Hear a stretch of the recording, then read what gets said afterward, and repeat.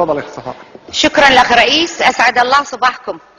الاخ رئيس، انا في البداية ابي اقول شيء واحد بس، وين دور الحكومة هني؟ احنا نناشد حكومة بتطبيق قانون، سلمناكم القانون على طبق من ذهب مرصع بألماس، قانون وحدة وطنية، قانون مكافحة للإرهاب، قانون بمنع تمويل الإرهاب. وين يا حكومة؟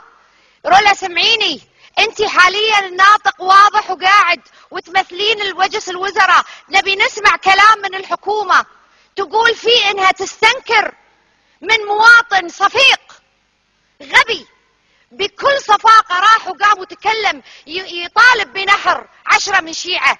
عيب هالكلام. ليش أقرينا أخي الرئيس هذه القوانين؟ مو عشان نقدر نمنع طائفية قبيحة مثل هذه؟ والله لو ما حكمت إخواننا الشيعة النواب اللي موجودين معانا، تحية مني لهم على مسك هذا الاحتقان من أمس. جهود عظيمة أشكركم فيها ومن كل القلب على اللي سويتوه. هذا هو دكتور بجامعة الكويت يدرس أجيال، قاعد يحقن عقول شباب. وينك يا وزير تربية ودورك؟ كلمناك من قبل عن مغردة تطعن في ذات أميرية، ما سويت شيء لحين تدرس أجيال. كلمناك عن الحين عن هذا دكتور في الجامعة. يا الأخ رئيس، هذه قضايا أمن دولة، وين دور وزير الداخلية؟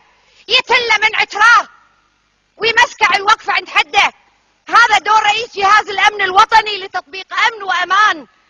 أرجع وأكد، أشكر إخواني النواب الشيعة، أمر جلل يصيب في مقتل ضرب في كيان ونسيج وطن من واحد صفيق يتكلم بهذه الطريقة، يجب إيقافه عن الحد. وأطالبك يا رولا الحين تردين وتكلمين باسم حكومة وتردين وتقولين نعم نحن نستنكر، هذا أمر غير مقبول.